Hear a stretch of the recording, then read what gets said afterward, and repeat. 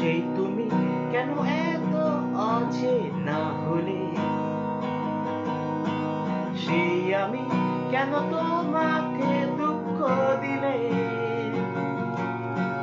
কেমন করে এত অচেনা হলে তুমি,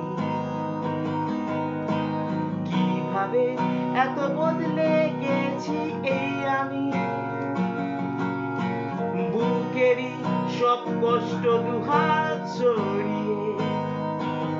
চলো